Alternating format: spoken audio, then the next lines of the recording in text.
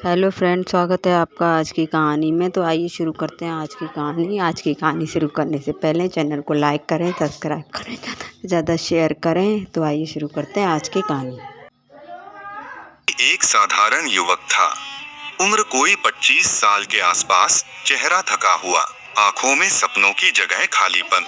कभी वह बड़ा लेखक बनना चाहता था, पर अब बस जिंदगी काट रहा था। हर दिन की शुरुआत बेमन से होती और हर रात अधूरी ख्वाहिशों के बोझ तले कट जाती। एक दिन रवि ने मन बना लिया, अब नहीं। वह पहाड़ों की ओर निकल पड़ा, बिना किसी योजना के।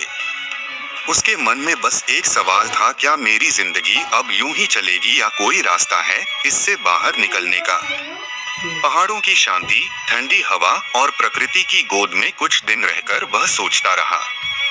एक सुबह वह एक छोटी सी पहाड़ी झोपड़ी में रुका, जहां एक बुजुर्ग साधु रहते थे। साधु बहुत शांत थे, उनकी आंखों में गहराई थी।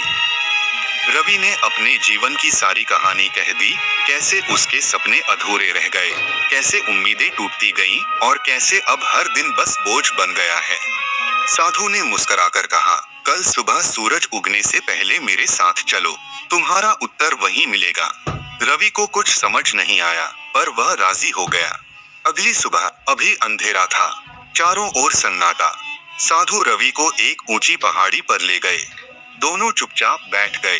धीरे धीरे पूरब की दिशा में हल्की रोशनी दिखने लगी।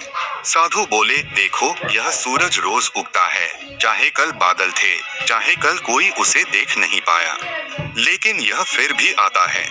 यह जानता है कि इसका काम है उजाला देना, और वह करता है बिना शिकायत के, बिना थके। रवि मंत्रमुग्ध होकर सूरज को देखता रहा। जैसे जैसे रोशनी फैल रही थी, उसके मन का अंधेरा भी साफ होता जा रहा था।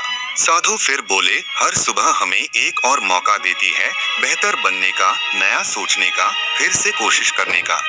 जिंदगी की सबसे बड़ी शक्ति यही है कि यह तुम्हें हर दिन एक नया पन्ना देती है। तुम्हारे सपने मरे नहीं हैं, बस सो रहे हैं।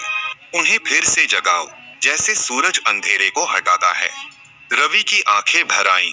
इतने समय से उसने खुद को दोषी ठहराया था, खुद को हारने वाला मान लिया था, पर अब पहली बार उसे लगा, मैं फिर से शुरू कर सकता हूँ। अगले कुछ महीनों में रवि शहर लौटा, लेकिन इस बार वह बदला हुआ था।